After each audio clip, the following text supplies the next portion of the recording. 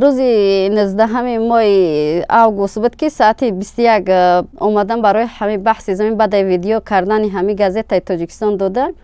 دیدن و اومدم بحث سر کردن که شما برای ده همه جا پخش کردن ما مثال نوع ما را وظیفه ما را پس کردن. وقتی که نماینده عزیز و شریف ما میاد داخل جای منزل ما میشود ما به زوروری وقت لطکو میکند مثال تلا میتد اینجا یه زن دو درچم وقت اشترا مینه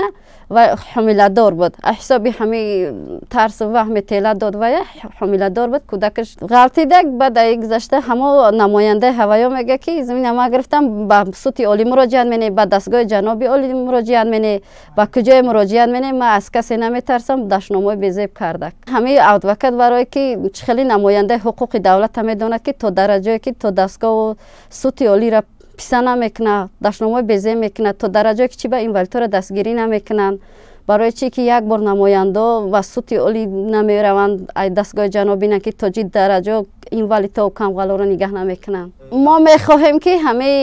ای دستگاه جناب اگر که یگان دستگاه پرزیدنت یگان و نماینده باشد برای صوت عالی که دیلای ما چند مدت 3-4 سال شد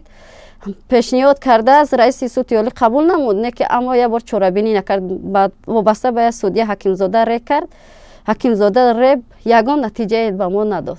مورد ذکر است که هفته قبل سامانه پرس تیجی درباره 5 معیوب و فروخته شدن 15 سوتق زمینشان از جانب پسر مکان به طور خودسرانه نوار ویدیویی را نشر نموده بود. بعد دیدن ویدیو روز 19 август ادوکات و نماینده دادرزاده ها به خانه موسی محمد رجب آمده زوراوری کردند و تهدید نمودند. تا امروز این عائله به مقامات قدرتی مراجعت می نمایند ولی دو تازشان بی نتیجه.